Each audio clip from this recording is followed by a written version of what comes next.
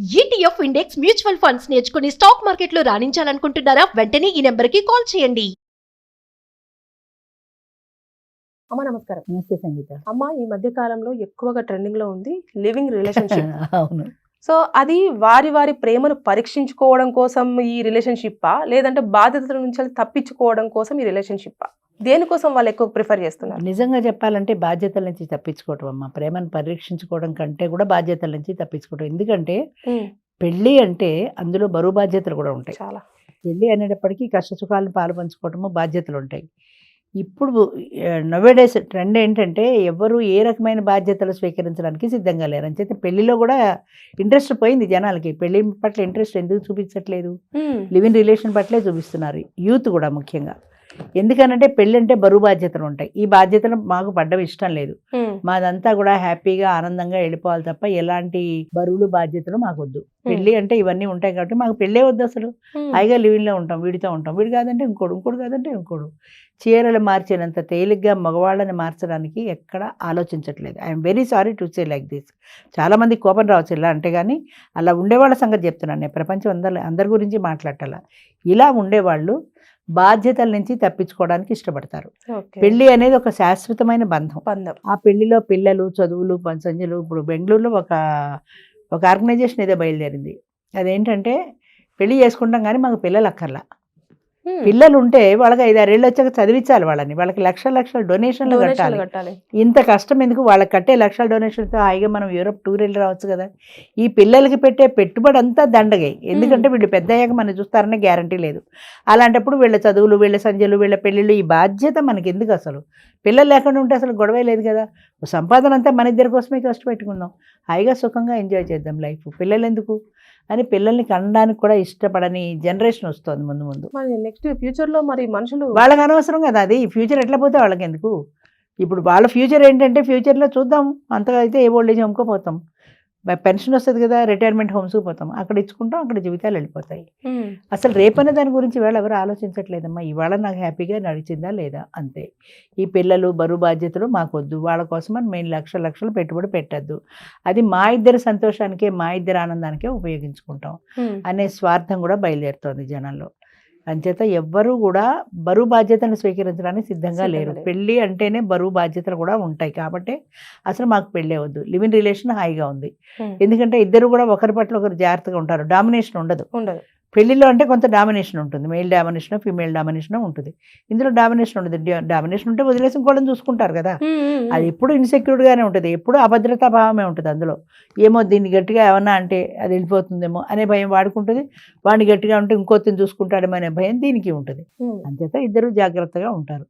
ఒకవేళ అలా ఎవరైనా చూసుకునే సందర్భం వచ్చి గొడవలే వచ్చాయనుకో వాళ్ళిద్దరి మధ్యన, గుడ్ బై చెప్పేసుకుంటారు, ఇంకోళ్ళని చూసుకుంటారు. అలా చూసుకుంటూ పోతుంటే ఒక పర్మనెంట్ రిలేషన్షిప్ ఇంటి మెయింటైన్ చేసేసి చివరికి తను కష్టంలో ఉన్నప్పుడు ఎవరు ఉండరు కదమ్మా. ఉండరు. కష్టం వచ్చినప్పుడు ఆలోచించుకుందాం. ఇప్పటి నుంచి ఎందుకు? ఎప్పుడో కష్టం వస్తే నీ సంతోషాలన్నేమో వేరే వాళ్ళతో పంచుకొని కష్టంలో నువ్వు రా అని చెప్పేసి ఎవరు మనం పిలవలేం కదమ్మా. కష్టం వచ్చినప్పుడు ఆలోచిద్దాం. అది అప్పుడు ఎవరు వస్తారు అనేది. ఇప్పుడు సుఖంగా ఉన్నాం కదా, ఈ సుఖాన్ని వదులుకొని రేపు ఫ్యూచర్లో కష్టం వస్తే అని మనం ఎందుకు ఆలోచించుకోవాలి? ఫ్యూచర్ అనేదే లేదు అసలు. ఇవాళది హ్యాపీగా ఉన్నామా లేదా? ఫ్యూచర్లో నేను కాలు జారి పడితే, నా కాలు ఫ్రాక్చర్ అయితే నన్ను ఎవరు చూస్తారు అనేది భయాలు లేవు అసలు. అప్పటి సంగతి అప్పుడు చూసుకుందాం అంతే. ఇవాళకి గడిచిపోతుంది కదా, ఇవాళ హ్యాపీగా ఉన్నాం చాలు.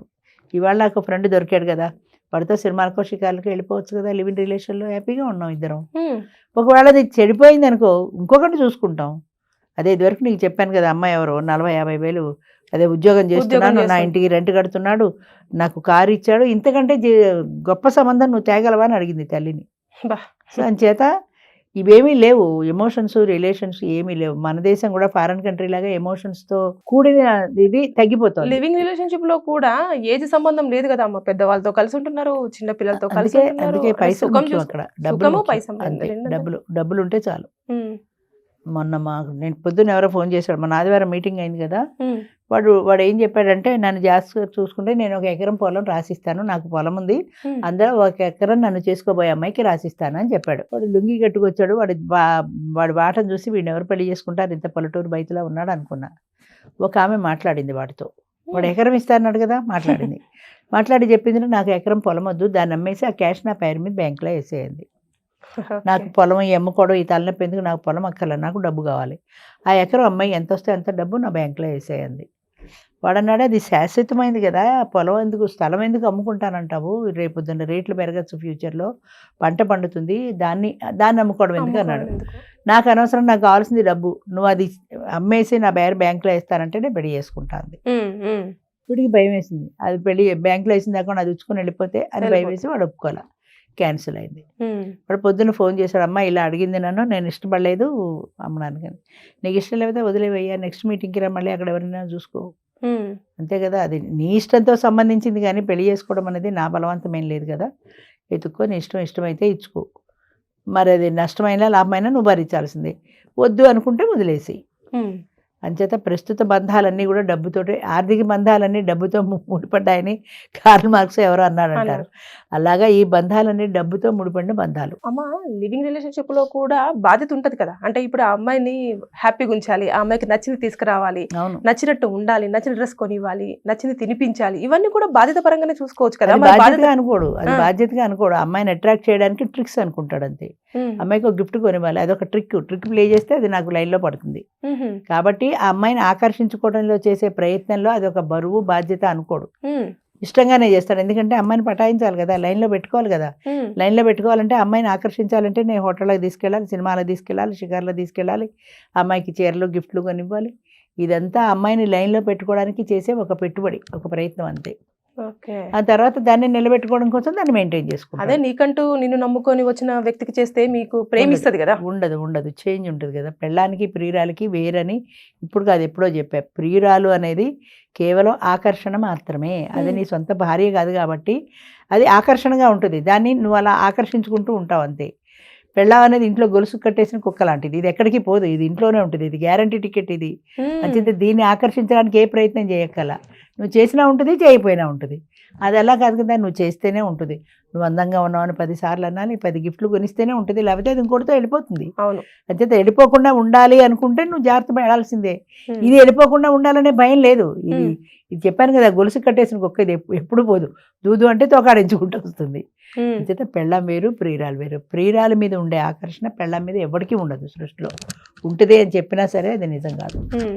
అందుకే ఉన్నన్ని రోజులైనా సరే హ్యాపీగా మన లైఫ్ లీడ్ చేసుకోవాలి, చూసుకుందాం. సంతోషంగా. రేపు కాలో చెయ్యపడితే రేపొద్దున ఏదైనా అయితే నన్ను చూడకపోతే అనే క్వశ్చన్లు లేవు. తర్వాత ఇంకోటి, ఇప్పుడు పెళ్ళాలి మాత్రం చూస్తున్నారా నిజంగా చెప్పాలంటే, వాడు బెడ్ రిడన్ అయితే వాడు వదిలేసి ఇంకోటి దగ్గరికి వెళ్ళిపోతున్నారు ఈజీగా. పెళ్ళైన బంధంలోనే వాల్యూ తగ్గిపోయింది. ఇదివరకు తప్పు పాపం అనేవి ఉండేవి, ఇప్పుడు ఏదీ లేదు, మన హ్యాపీనెస్ ఒకటే ముఖ్యం. అంటే బాధ్యతలకు దూరంగా పరిగెడుతున్నారు, అంతే, బాధ్యతలను కంఫర్ట్ దగ్గరలో ఉంటున్నారు, అంతే కంఫర్టే ముఖ్యం, హ్యాపీనెస్ ముఖ్యం. బరువు బాధ్యతలు అనేవి మాకు వద్దు, అసలు మాకు వద్దనే చెప్తున్నారు. యంగ్ జనరేషన్ అయితే డైరెక్ట్ చెప్తున్నారు. ఇప్పుడు పేరెంట్స్ ఉన్న పిల్లాడు ఉన్నాడు అనుకో, వాడు పెళ్లి చేసుకోవడానికి ఇష్టపడరు. ఎందుకని, నీ పేరెంట్స్ ఎందుకు, నాకు తలనొప్పి, ఇవాళ రారనుకో, రేపు పొద్దున 10 ఏళ్ళకైనా వస్తారు కదా వాళ్ళు తీసుకెళ్ళి ఓల్డేజ్ హోమ్లో పడాయి, లేదా నీ సంబంధం నాకు వద్దు, నీ పేరెంట్స్ నా ఇంటికి రాకూడదు, అదే కండిషన్ అంతే. అందుకు ఇష్టమైతేనే తప్ప, అయ్యో వాళ్ళు పిల్లాడికి అన్నారు కదా, వాళ్ళకి అనబట్టే కదా నాకు మొగుడు వచ్చాడనే ఆలోచన ఎవరికి ఉంది, అసలు ఎవరికీ లేదు. చాలామంది ఆడపిల్లలు ఈ రోజుల్లో అలాగే డిమాండ్ చేస్తున్నారు. తర్వాత ఆడపిల్లల డిమాండ్ కూడా ఎక్కువైంది, ఎందుకంటే బర్త్ రేట్ ఆడవాళ్ళు తక్కువ ఉన్నారు, రేషియో మగపిల్లలు ఎక్కువ ఉన్నారు. సో ఆడవాళ్ళ డిమాండ్ ఎక్కువైంది. వీళ్ళ డిమాండ్స్ ఒప్పుకుంటేనే పెళ్లి చేసుకుంటారు, లేకపోతే చేసుకోరు. అంటే very comfort zone, living relation, comfort జోనే కావాలి ఎవరికైనా సరే, కంఫర్ట్ జోనే కావాలి. అందుకనే పెళ్లి కంటే లివింగ్ రిలేషన్కే ఎక్కువ ప్రాముఖ్యత ఇస్తున్నారు. ఇంకా ఇప్పుడు కొత్తగా వింటున్న ట్రెండ్ ఏంటంటే, లివింగ్ రిలేషన్ కూడా కాదు, ఫ్రెండ్షిప్. లివింగ్ రిలేషన్ అంటే ఇద్దరు ఇంట్లో ఉంటారు, ఫ్రెండ్షిప్ విత్ బెనిఫిట్స్, ఎవ్రీథింగ్ అంతే. నీ ఇంట్లో నువ్వు ఉంటావు, నా ఇంట్లో నేను ఉంటాను, ఎవరి ఫ్రీడమ్ వాళ్ళకు ఉంటుంది. కావాలన్నప్పుడు కలుస్తాం, హోటల్లో కలుస్తాం, డిన్నర్లు కలుస్తాం, సినిమాకి వెళ్తాం, షికార్కి వెళ్తాం, ఏది కావాలన్నా మనకు. అమ్మ, పశువులకి మనిషికి తేడా ఏంటి? ఇప్పుడు మృగం ఉందనుకో, ఓ పెద్ద పూలు ఉంది, దానికి ఆకలేసినప్పుడే బయటకు వస్తుంది గుహలోంచి, వచ్చి దానికి కావాల్సిన ఆహారం ఎవరినో ఒకళ్ళు చంపేస్తుంది, తినేస్తుంది, గుహలోకి వెళ్ళిపోతుంది. మళ్ళీ ఆకలేసినప్పుడే బయటకు వస్తుంది. దాని ఆకలి తీర్చుకోవడం తప్ప దానికి వేరే ఏం లేదు. మనుషులు కూడా అంతేనా, కావాలన్నప్పుడు కలుసుకుంటామంటే, అసలు కావాలి అనే ఓ సెక్స్ కోరిక నీ మనీలో వస్తే వెళ్తావా వాడి దగ్గరికి? అంతే తప్ప ఇద్దరం కలిసి ఉండాలి, అనుక్షణం కష్టసుఖాలు పంచుకోవాలి, షేర్ చేసుకోవాలి అనే ఫీలింగ్స్ లేవు. అంటే అవన్నీ లివింగ్ రిలేషన్ లో కొద్దిగా గొప్ప ఉన్నాయి. ఇద్దరు ఒక చోట ఉంటారు, లివింగ్ రిలేషన్ లో కూడా కలిసి కూర్చొని మాట్లాడుకుంటారు, కష్టం సుఖం వండుకుంటారు, తింటారు, షేర్ చేసుకుంటారు. ఇప్పుడు అలాంటివి అక్కర్లా.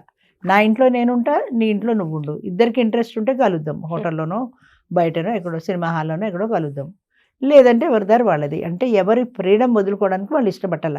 నా ఫ్రీడమ్ నాకు ఉండాలి, నేను నీ ఇంటికి ఎందుకు రావాలి, నీ ఇంటికి వస్తే మళ్ళీ నీ డామినేషన్ నేను ఎందుకు భరించాలి. అందుకని నాకు అసలు అవి ఏమీ వద్దు, నా ఇంట్లో నేను ఉంటా, నా ఫ్రీడమ్ నాది, నీ ఫ్రీడమ్ నాది, ఫ్రెండ్లీగా కావాలన్నప్పుడు కలుద్దాం. కావాలన్నప్పుడు అన్న దాంట్లో అసలు నాకు అర్థం కాని విషయం ఏంటంటే, ఏంటి కావాలి నీకు, దానికి ఆకలిస్తే పెడుతోంది, నీకే ఆకలిస్తే వెళ్తున్నావు వాడి దగ్గరికి. అంటే ఏదో ఒక ఆకలి తీర్చుకోవడానికి మాత్రమే వాడి దగ్గరికి వెళ్తావు, తర్వాత నీకు వాడితో సంబంధం లేదు. అలాగే బతుకుతున్నారు. అదే అలాగే ఫ్యూచర్ ని తలుచుకుంటే చాలా అసలు ఎవరికి ఫ్యూచర్ గురించిన ఆలోచన లేవు. ప్రజెంట్ జనరేషన్ లో అయితే ఎవరికి ఫ్యూచర్ గురించిన ఆలోచన లేవు. ఒకప్పుడు పెళ్లి అనే బంధం ఉండేది, దానికి ఒక శాంటిటీ ఉంది. పెళ్లి అయిన తర్వాత ఏదో కొన్ని బరువులు, బాధ్యతలు, కష్టాలు, సుఖాలు అన్నీ పడేవాళ్ళు, అది పోయింది. లివ్ ఇన్ రిలేషన్ వచ్చింది. యంగ్ జనరేషన్ కూడా లివ్ ఇన్ రిలేషన్ వచ్చిన తర్వాత ఈ లివ్ ఇన్ రిలేషన్ లోనే ఇద్దరు కలిసి ఉండడం, ఏదో భార్యాభర్తల మాదిరే ఉంటారు, కష్ట సుఖాలు పంచుకుంటారు, ఏదో బాగున్న నాళ్ళు కలిసి ఉంటారు, వద్దంటే విడిపోతారు. ఇప్పుడు అది కూడా పోయి ఫ్రెండ్షిప్ వచ్చింది. ఫ్రెండ్షిప్ లో ఎవరింట్లో వాళ్ళు ఉంటారు, ఎవరి ఫ్రీడమ్ అమ్మ, ఈ దరిద్ర పేరు ఎలా వచ్చిందో కానీ ఈ ఫ్రీడమ్ అనేది వదిలిపెట్టడానికి ఎవరు ఇష్టపట్టాల. నా ఫ్రీడమ్ నాకు ఉంటుంది, ఆయన ఫ్రీడమ్ ఆయనకు ఉంటుంది. ఇద్దరు ఓ ఇంట్లో ఉండడం ఎందుకు, అబ్బా ఫ్యాన్ గాలి ఎక్కువ వేస్తుంది తక్కువ చేయంటాడు ఈయన, ఈవిడికి ఎక్కువ కావాలి, ఎందుకు వచ్చిన గొడవలు ఇవన్నీ. అందుకని ఎవరిల్లు వాళ్ళదే, నీది నువ్వే నాది నేనే అనే ట్రెండ్ ప్రస్తుతం నడుస్తుంది. థ్యాంక్ యూ అమ్మా, థ్యాంక్ యూ.